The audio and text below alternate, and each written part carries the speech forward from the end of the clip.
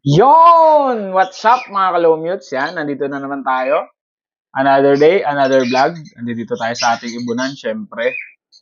At lately, medyo hindi tayo active sa sa mga groups na mga mag-iibon. Pero from time to time naman, nagtitingin tayo ng mga posts regarding kung ano ang mga nangyayari ngayon sa ating industriya, syempre, ng pag-iibon.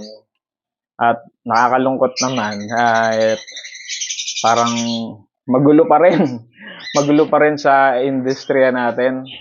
So, maraming issues pa rin. Siyempre, nandiyan yung mga issue ng iba't ibang mag-iibon at issue ng mga mutations ng ibon.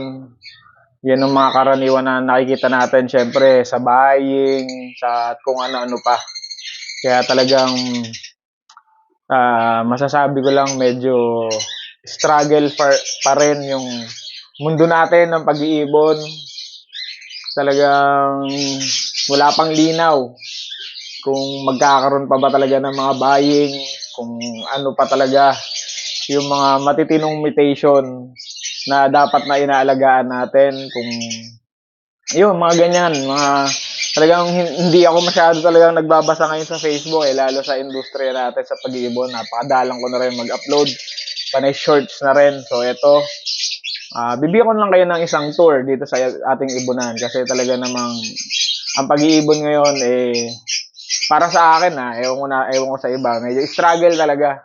Sa tingin ko, struggle pa rin yung industriya natin sa pag-iibon. Wala pa talaga matitinong mga buying, wala pang mga ganun, na unlike mga past few years na talaga namang yung mga mag-iibon talagang nagpe-prepare ng mga breeding nila para sa mga buying ng ibon. Ngayon talagang wala Wala, kaya hindi natin sure kung worth it pa ba na mag-upgrade. Yung iba, ako kasi kontento na ako kung anong meron ako. So siguro masasabi ko na lang kung mag-upgrade ka dahil gusto mo lang talaga yung mga ibon na yon. Pero huwag kang umasa na may ROI or return of investment kung mag-upgrade ka ng ibon kasi talaga namang local market lang yung mamamarket mo yung mga ibon mo. So katulad ng mga iba, katulad yan, yung tagya aqua, talagang ngayon parang pinamimigay na lang din. Pero yun, pang personal use talaga. Kung ano yung mga target mong mga mutation na para magkaroon ka dun sa ibunan mo, parang ganun na lang yung nangyayari. Kaya ako never talaga akong sumabay sa upgrade ng ibon. So ano lang, alaga-alaga na lang talaga. Simulat sa pool naman ganun. So kung makakabenta, okay lang, barya-barya lang talaga. Pang support lang dito sa ating ibunan. So ngayon dito sa ibunan natin, talagang mahigit 1 year na yata akong nag-stop breeding eh. So kung mapapansin nyo, ayan mga nest box ko, mga walang laman yan, yung mga breeding ko. Walang laman. So ano ba yun? Quit na ba? Quit na ba tayo? Tignan natin kung ano pa ba yung kahihinatnan sa pag-aalaga natin ng ibon. Ito kasi naging daily routine ko na to, araw-araw, tuwing umaga. Talagang ito na yung kinasanayan ng katawan natin ng mga ginagawa natin everyday. So pakikita ko sa inyo kung ano yung mga meron dito or kung ano yung kaganapan dito sa ating ibunan. Baka magbaklas na tayo ng mga kulungan or mga nest box, baklas na tayo. Kaya pakikita ko sa inyo kung out.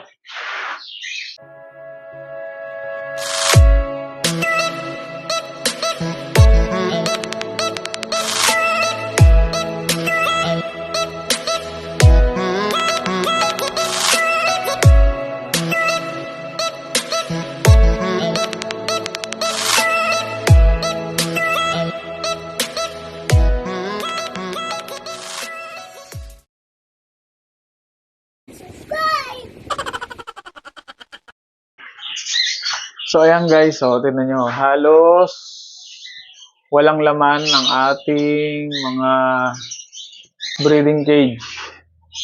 Yan, talagang wala talaga. Dito, yan, ilang yan. 4 na palapag, wala ring laman yan. Dito rin, walang laman. Walang laman. Walang laman. Ano, mga walang laman. Ito, yan lang. Diba, wala pa yatang 10 pairs. Yung may laman natin dito, yan, mga nakataob na yung mga patukaan. Dito rin. Yan, pasensya na, medyo madumi pa yung ibunan natin kasi magliligpit pa lang tayo. Yan, pailan-ilan. Meron. Dito. Merong, yan, pailan-ilan na inakay. Ayun, no? 3 red eye.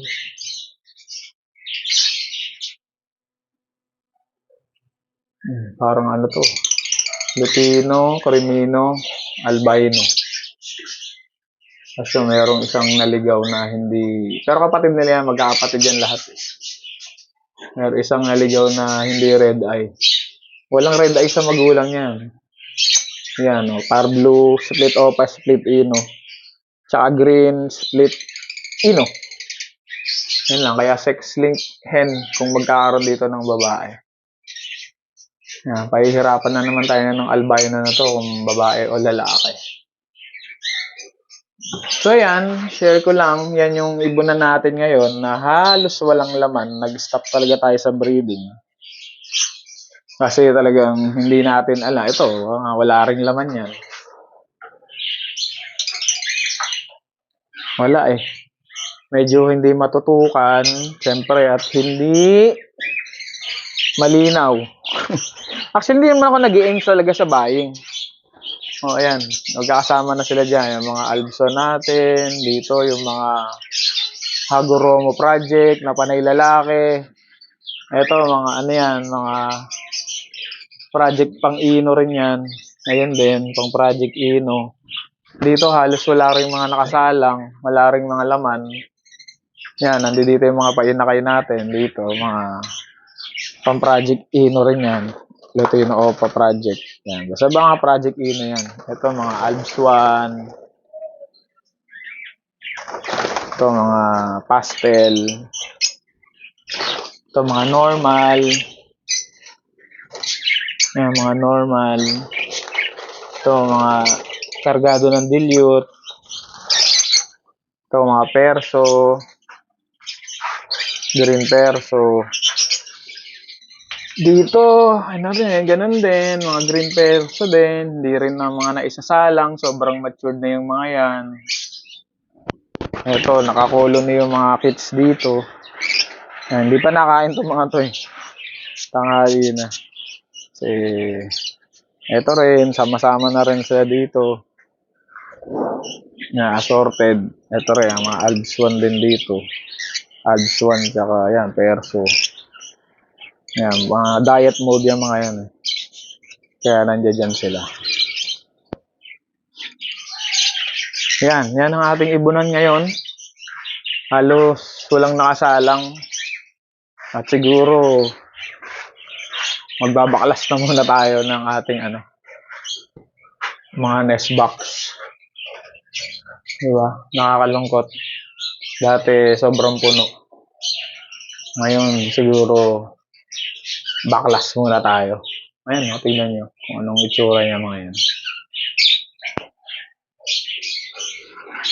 Yan, mamaya tingnan nyo kung anong magiging itsura nito mga to.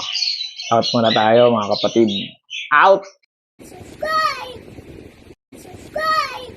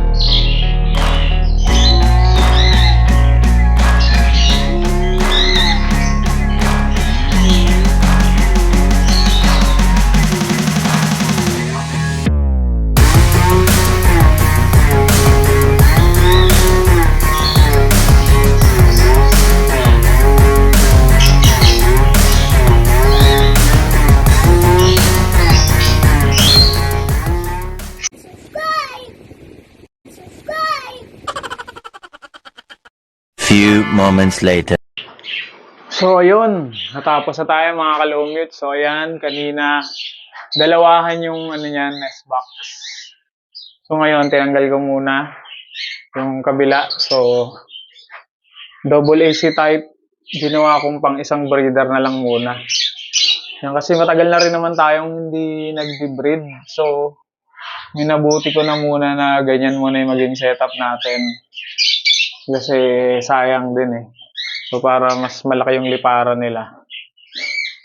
Yan, so, ano na lang muna tayo kasi.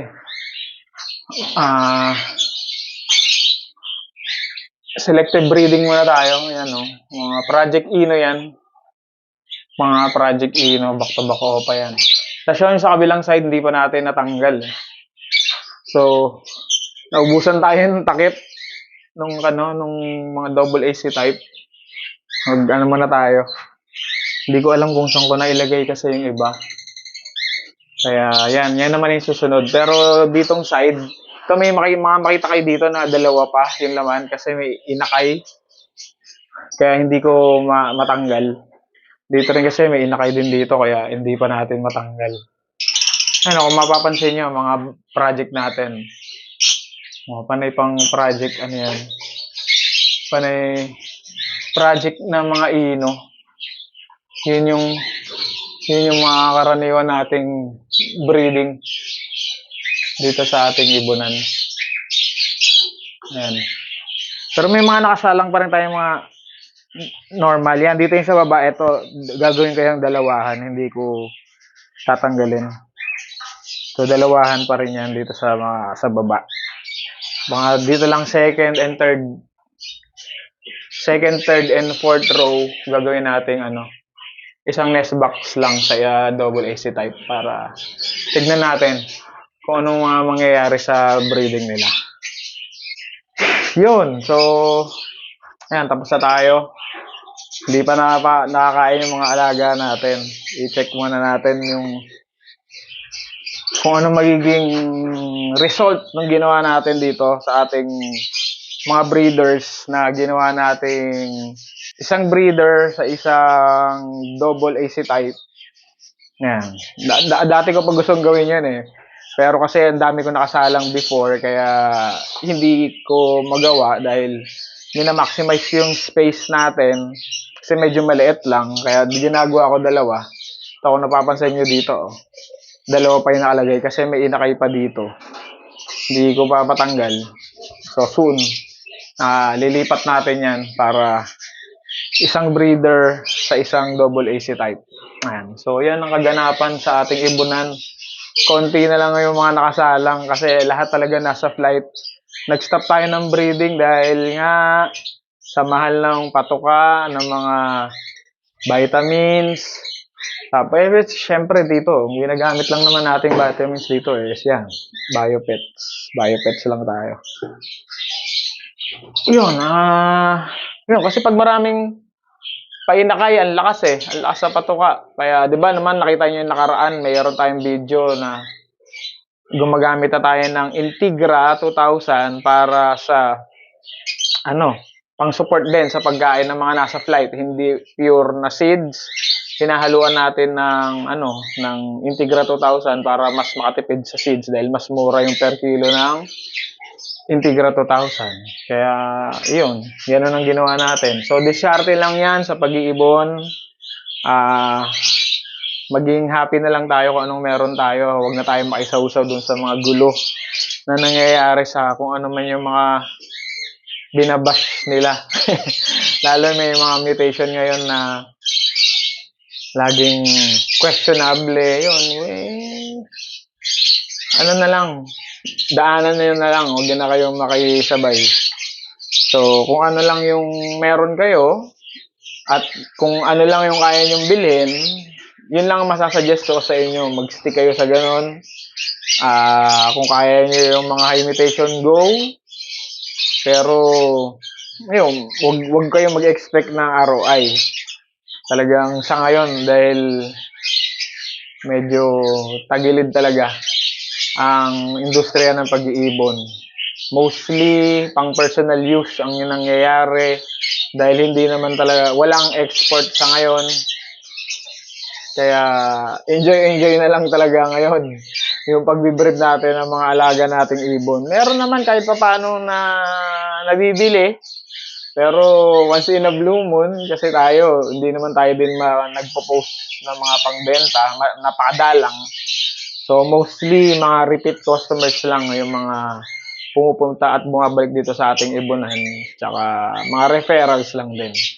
So yun, hanggang dito na lang, tatapusin na natin ang ating video. So hopefully magkaroon na tayo ng aviary visit serye para ma-feature natin yung mga idol nating mga breeders mag-iibon sa ating industriya. So magpapatuka pa lang ako, dyan muna kayo.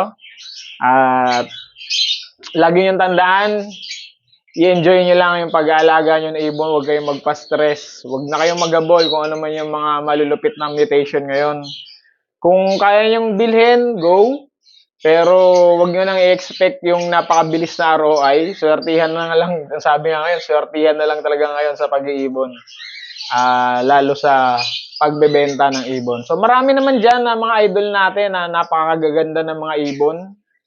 Marami naman. So, mga best sellers yung mga kaibigan natin iba dyan. Kaya ang masasuggest ko lang sa inyo, i-breed nyo lang kung ano yung gusto ninyo at yung kaya nyong bilhin na ibon. Yun lang, enjoy. So hanggang dito na lang mga kapatid. Hanggang sa muli. Hanggang sa muli paglipad. Ito po si Basti, ang inyong lingkod. Maraming salamat po and out!